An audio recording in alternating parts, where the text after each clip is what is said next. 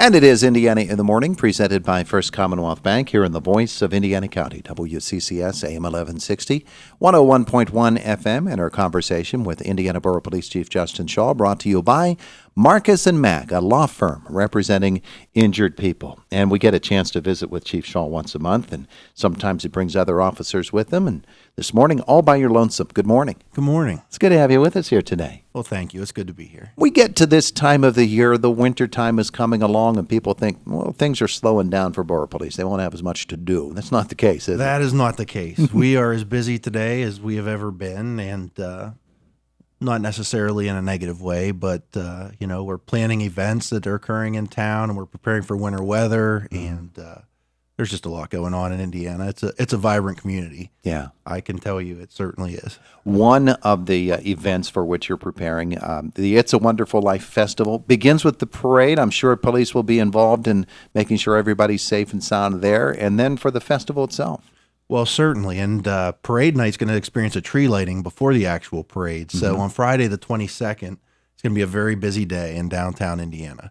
And Indiana is a community of special events, but the planning, it's incredible. It takes an incredible amount of work from a lot of dedicated folks, and not saying that I have been involved in all of the planning, but the It's a Wonderful Life Committee does a fantastic job in really planning and preparing. But there are lots of details that go into this parade and this event, not only from a law enforcement perspective, but also from a community perspective and a volunteer perspective. And so hopefully I can highlight some of those things today and just give some community members an idea of what to expect on November 22nd for the It's a Wonderful Life Parade and Festival. All right. Well, shoot. What are some of the things we need to be concerned about? Okay. Well, traffic's going to be detoured and parking's going to be restricted. Those things are going to start around 5 p.m. So if you're in downtown Indiana at or around 5 p.m., you should expect to experience traffic delays and parking restrictions. These should not be unwanted because there's a great parade and event that's going to be taking place, but we need to be cognizant of that. Also, at 5 p.m., Philadelphia Street is going to be closed between 11th Street and 13th Street for parade staging. The area of South 7th Street between Philadelphia Street and Gompers Avenue and North 7th Street area of IRMC Park are both going to be restricted to vehicle access to allow for some events associated with the parade and tree lighting. Beginning around 6 p.m., motorists should expect that Philadelphia Street between 9th Street and 6th Street will be closed to vehicle traffic in preparation of the tree lighting ceremony that's going to be taking place in IRMC Park. Tree lighting takes place at 6:15 p.m. This is new this year to the event, but from a public safety perspective and from an event perspective, we feel that this offers maximum amount of safety for everybody who would be interested in watching the tree lighting event, and we expect it to be a packed house at IRMC Park. And then the parade starts at 7 p.m. So by 6:30 p.m., our Public Works Department and our first responders and our volunteers should have all the roads closed. There should be no access to Philadelphia Street beginning around 6:30 p.m. until parade conclusion. And the parade, again, will start at 11th Street, and it will conclude at 5th Street. I've said new this year, the tree lighting ceremony is at 6:15. So I do have a few words of advice and asks and requests for the community, and it is this. Please arrive early. Indiana Borough is great, but you should expect delays. Not only should you expect traffic delays, but you should expect limited parking. So to best prepare for the event, get here as early as possible. There are wonderful things to do downtown. I'm hoping that weather is nice. I don't have a forecast in front of me, and I know that it would change even if I told you what it was. But there's so many things to do. This is absolutely what we should take advantage of. Be patient. Be patient. Understand that there may be some frustrations that go along with the traffic detours, the delays, the heavy pedestrian traffic, but be patient. The event will be much safer and it'll be much more enjoyable for everyone if we can all agree in advance just to be patient for the delays that are going to be occurring in Indiana Borough. Also, please watch for pedestrians and young children in the roadway. There will be so much activity in the Philadelphia Street corridor that safety is everyone's responsibility, and there's no police department large enough in this world to account for everyone's safety at every moment. So we need families and small children, families with small children, to help in that endeavor. Also, I have a few comments from the first responders and the public safety aspect. Number one, a nighttime parade brings challenges. It is as wonderful as this event is for downtown Indiana. When you have a parade at night, when you have a gathering in darkness, it creates unique challenges. So, to create the safest atmosphere possible, we have recommended, the police department is asking that no candy be thrown from parade floats. So this is strictly a public safety issue. Our goal is to prevent something terrible from happening, and the propensity for something bad to happen is increased at night when your children are more than 5 feet away from you and everyone's excited and maybe not paying attention as they should to the next moving part coming down the parade route. So when we throw candy from moving vehicles, it creates an unnecessary danger and risk. Candy will not be eliminated from the event, but it will not be thrown. So I know that this is long-winded, but we are asking parents with young children to do the following. After the tree lighting ceremony, please spread out along the entire parade corridor, because once the parade passes your area, there will not be a necessary focus for a tree lighting because that will happen in advance. So we're asking everyone spread out. Give yourselves more room. We believe that will prevent everyone from being 8 to 10 people deep and in the area of 7th Street, and it will increase everyone's parade experience. Number 2, prepare your children for the fact that no candy will be thrown from the parade. Mm-hmm. As soon as you find a good position, there'd be no reason that you would need to move from that position, because there's not going to be an expectation that you need to be the first one in the middle of the street to collect candy that may be thrown from a float. 3, keep your children close to you and off the road as much as possible. Very difficult for the police to be everywhere, and this is an important safety. And finally, please be understanding of requests made to you by the police.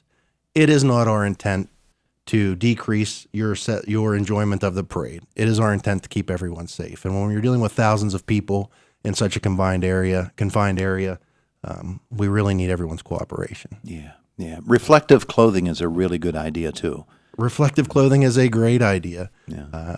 Also, a plan for if you happen to get separated, where you may meet is a good idea. Mm-hmm. This parade has been such an enormous success, as all special events in downtown Indiana. Really, the uniqueness of this event is that it happens at night and it happens around Christmas. Mm-hmm. So emotions are high and people are excited. And sometimes when we get to that state,